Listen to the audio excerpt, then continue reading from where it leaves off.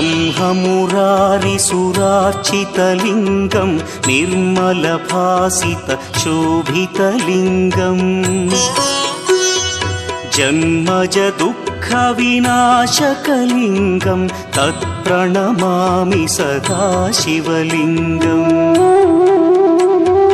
देवमुनिप्रवरार्चितलिङ्गं कामदहन करुणाकरलिङ्गम्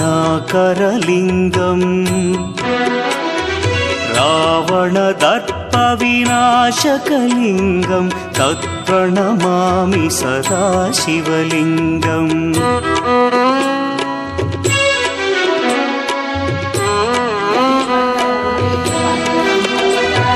सर्वसुगन्धसुलेपितलिङ्गं बुद्धिविवर्धनकारणलिङ्गं सिद्धसुरासुरवन्दित